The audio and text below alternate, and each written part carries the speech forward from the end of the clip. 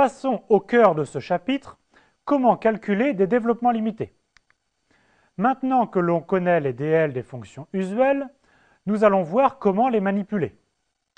On commence par la somme et le produit de 2 DL, puis la composition, la division et enfin l'intégration.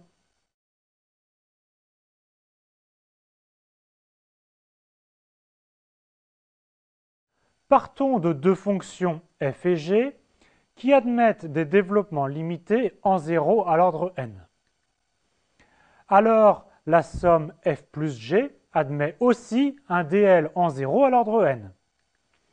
Et ce développement limité, c'est C0 plus D0 plus C1 plus D1 fois x plus etc.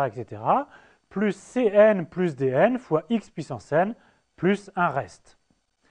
Chaque coefficient est tout simplement la somme du coefficient de f plus le coefficient de g. Et le reste est la somme des restes. De même, le produit f fois g admet un DL en 0 à l'ordre n. Et voici comment on calcule le DL du produit. On effectue le produit de la partie polynomiale de f par la partie polynomiale de g. Mais il va y avoir des monômes dont le degré dépasse n. On ne retient que les termes de degré inférieur ou égal à n. En résumé, Tn est le produit des parties polynomiales tronquées à l'ordre n. Et tronquer un polynôme à l'ordre n signifie que l'on conserve seulement les monômes de degré inférieur ou égal à n.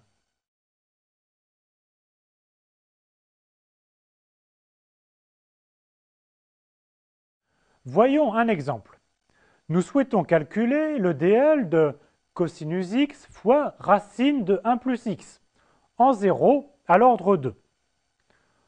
On connaît le DL de cosinus x, c'est 1 moins 1 demi de x2 plus un reste. Et celui de racine de 1 plus x, c'est 1 plus 1 demi de x moins 1 huitième de x2 plus le reste. On va développer cette expression et on multiplie d'abord le second facteur par 1 pour obtenir cette ligne-là. Puis on multiplie toujours ce second facteur par moins 1 demi de x2 pour obtenir une seconde ligne. Puis notre second facteur par le premier reste. Et on obtient ceci.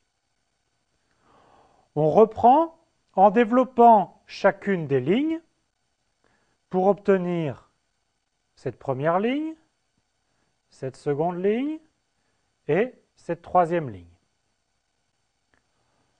On va maintenant regrouper les termes par degré. On rassemble d'abord les termes constants. Il n'y a que 1.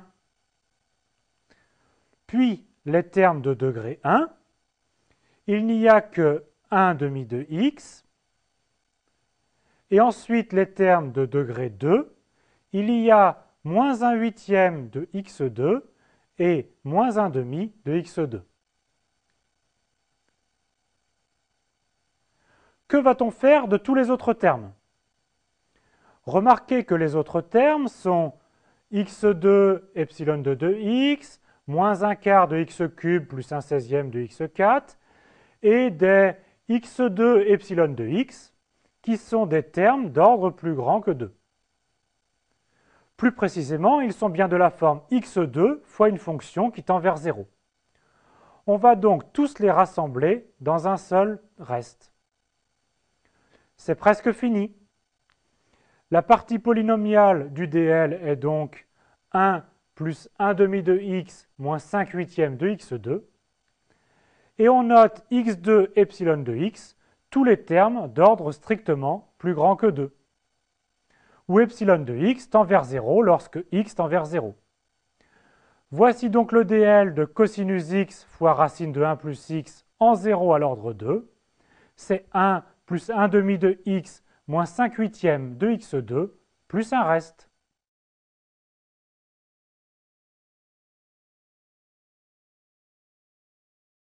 Les calculs de l'exemple précédent semblent à première vue plutôt pénibles et longuets. Il n'en est rien. On a en fait écrit beaucoup de choses superflues, qui à la fin seront dans le reste et n'avaient pas besoin d'être explicitées. Avec l'habitude, les calculs se font très vite, car on n'écrit plus les termes inutiles. Voici le même calcul, avec cette fois la notation petit o. On commence comme avant en écrivant chacun des dl à l'ordre 2.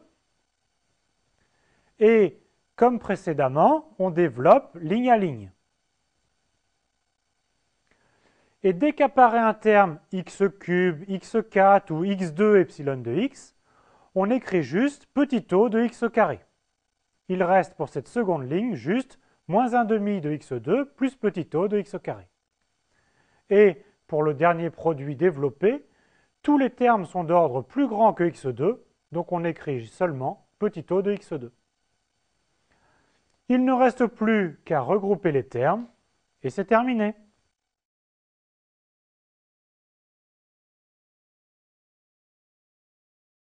Passons à une opération plus délicate, la composition.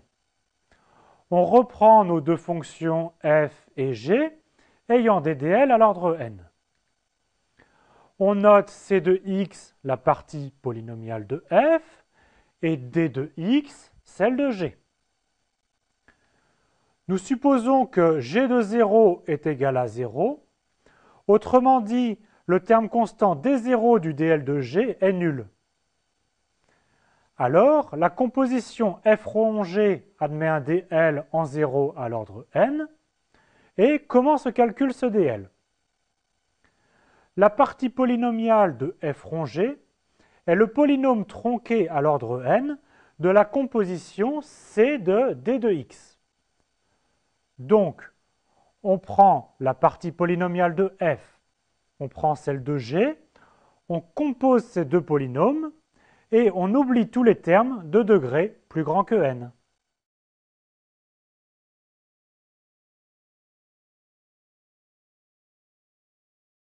Nous allons décortiquer un premier exemple en détaillant pas à pas les étapes. On souhaite calculer le dl de sinus de log de 1 plus x en 0 à l'ordre 3. On pose ici f de u est égal à sinus u et g de x est égal à log de 1 plus x. Pour plus de clarté, il est préférable de donner des noms différents aux variables des deux fonctions, ici u et x. On a bien f rond g de x qui est sinus de log de 1 plus x et g de 0 qui est égal à 0. On écrit le dl à l'ordre 3 de f de u qui est sinus u. Donc son dl c'est u moins u cube sur factoriel 3 plus u3 epsilon 1 de u pour u proche de 0. Puis le dl de g de x, qui est log de 1 plus x, et donc son dl, c'est x moins x2 sur 2, plus x3 sur 3, plus x3 epsilon 2 de x, pour x proche de 0. Et nous allons noter u qui est égal à g de x. On aura besoin de calculer un dl à l'ordre 3 de u carré, que l'on obtient bien sûr comme le dl du produit u fois u. On obtient u carré, c'est donc x moins x2 sur 2 plus x3 sur 3 plus le reste au carré. Et après calcul, on trouve que c'est x2 moins x cube plus un reste. On aura aussi besoin de u cube, qui est u fois u carré. Et après calcul, on trouve que u cube, c'est x3 plus un reste. Rassemblons tout cela pour conclure.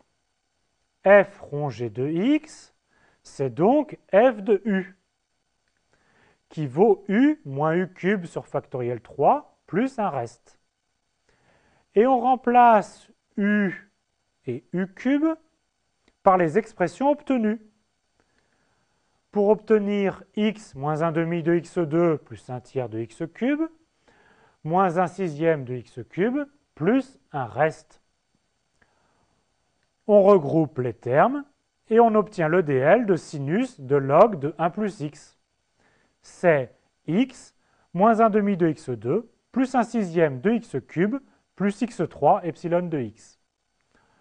Alors ne vous inquiétez pas, avec un peu d'entraînement, vous écrirez directement les calculs à partir de l'étape 6.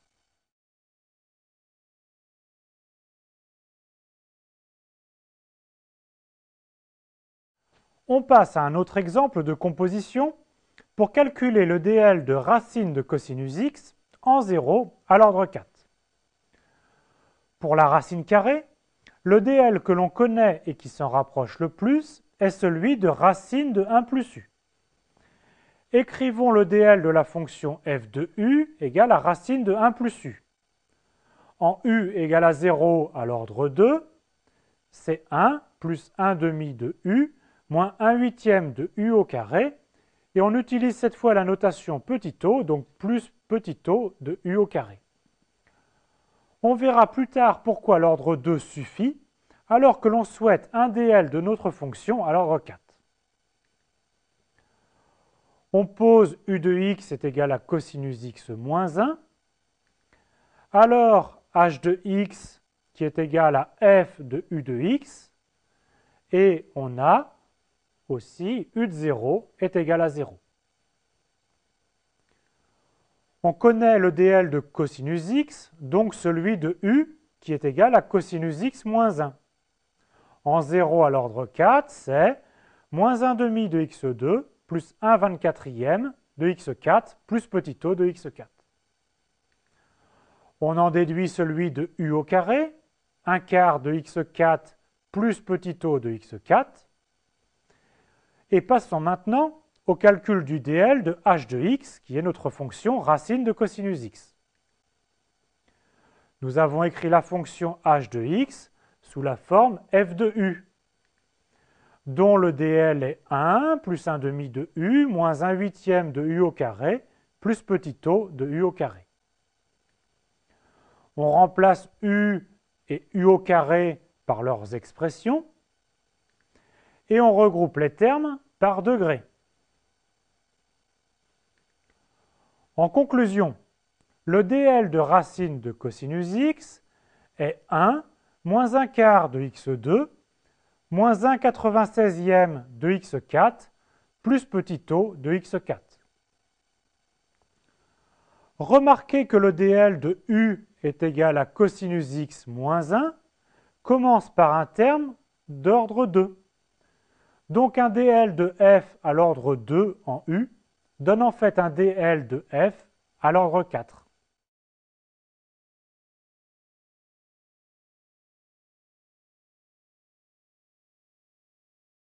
Après la multiplication et la composition, voici la division. On souhaite calculer le dl de f sur g. En fait, calculer le quotient, c'est trouver le dl de l'inverse 1 sur g et multiplier par f. La méthode proposée ici repose sur le développement limité de 1 sur 1 plus u, qui est 1 moins u plus u au carré moins u cube, etc. Dans un premier cas, si le terme constant du dl de g est 1, alors on note u les termes suivants, et g s'écrit alors 1 plus u. Le quotient f sur g n'est autre que f fois 1 sur 1 plus u. Et on calcule le dl de 1 sur 1 plus u par cette formule. Et on multipliera par le dl de f. Si le dl de g commence par une constante d0 qui n'est pas 1, mais qui n'est pas non plus 0, alors on divise par d0 pour obtenir une expression de la forme 1 plus quelque chose, ce qui nous ramène au premier cas. Enfin, si d0 est égal à 0, alors on peut factoriser le dl de g par x ou x2 ou x cube. On factorise par la plus grande puissance possible et cela nous ramène au premier ou second cas.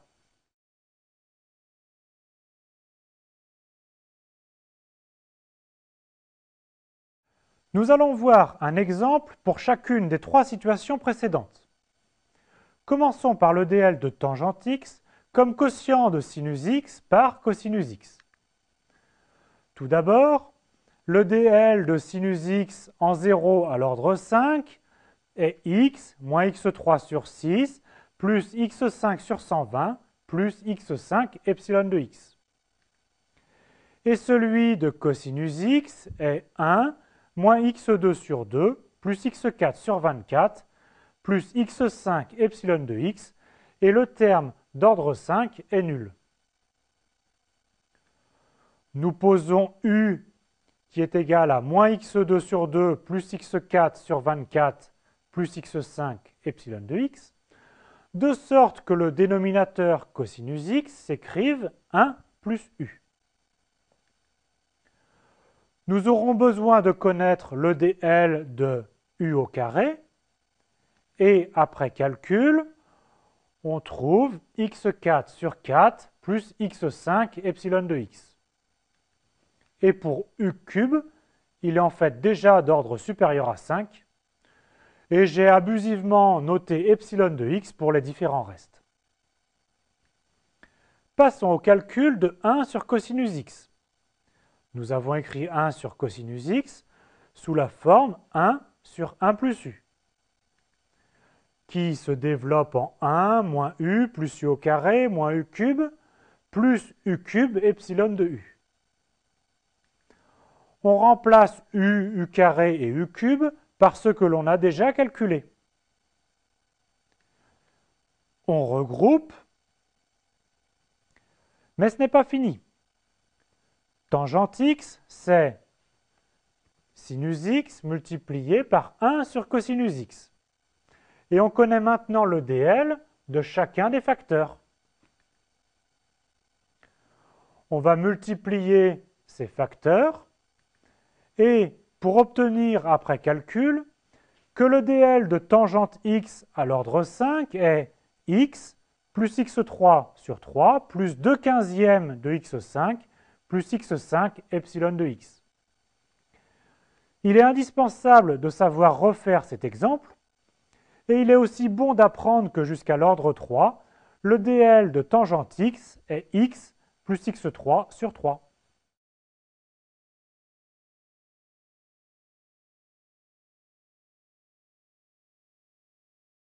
Continuons nos exemples avec le dl de 1 plus x sur 2 plus x. Ici, le dénominateur commence par 2. On le factorise donc par 2 afin de faire apparaître l'expression 1 sur 1 plus u. Et on développe cette expression sous la forme 1 moins u plus u au carré moins u cube, etc. On calcule ensuite le produit et on regroupe les termes pour trouver 1 demi plus x sur 4 moins x2 sur 8 plus x cube sur 16 moins x4 sur 32 plus petit o de x4. On termine avec le quotient de sinus x sur sinus hyperbolique de x. On écrit les deux dl à l'ordre 5 en faisant bien attention aux signes. Notez que c'est une forme indéterminée en x égale à 0, car les deux fonctions s'annulent. On factorise chacune d'elles par une puissance de x, ici seulement par x. La fraction se simplifie et le dénominateur a maintenant une constante égale à 1. On retombe en terrain connu, on développe le quotient, puis on multiplie par le numérateur et on trouve à la fin sinus x sur sinus hyperbolique de x est égal à 1 moins x2 sur 2 plus x4 sur 18 plus petit o de x4.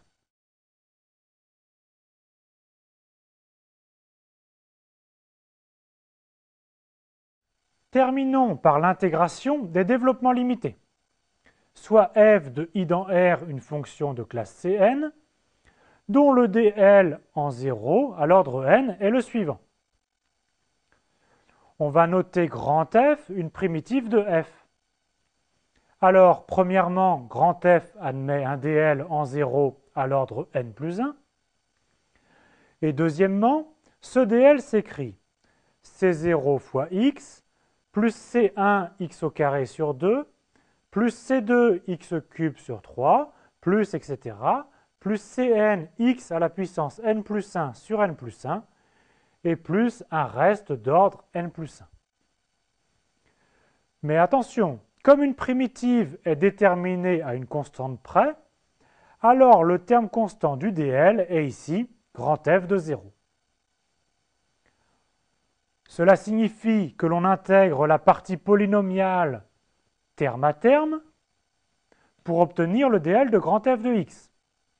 Le monôme ck x puissance k du dl de petit f devient ck x à la puissance k plus 1 sur k plus 1 dans le dl de grand F.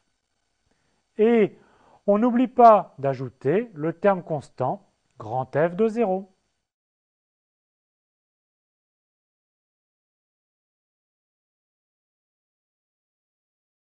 Passons aux exemples.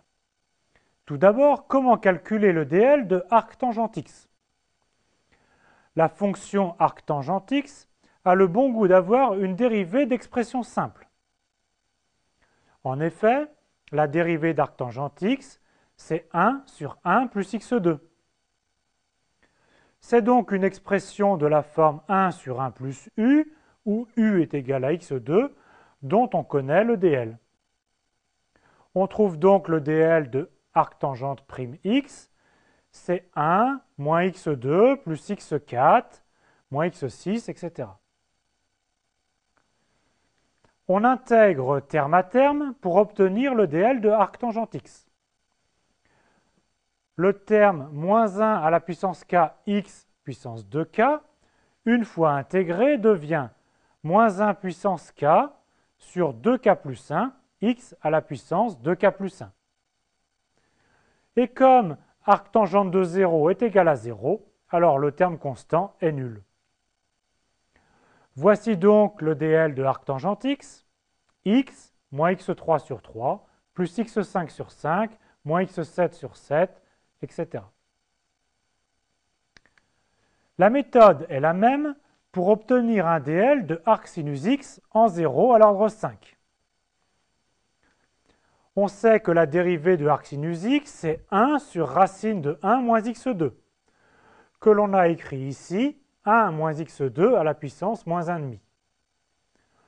Nous sommes devant une fonction de la forme 1 plus u à la puissance moins 1,5, avec u est égal à moins x2. Et on trouve ceci.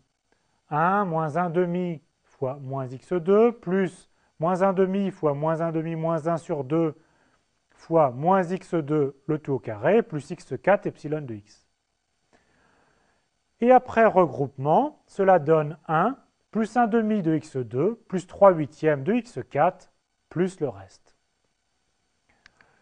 Il ne reste plus qu'à intégrer pour obtenir le dl de arcsinus x. X plus 1 sixième de x cube plus 3 quarantièmes de x5 plus le reste. Et comme arcsinus de 0 est égal à 0, alors le terme constant est nul.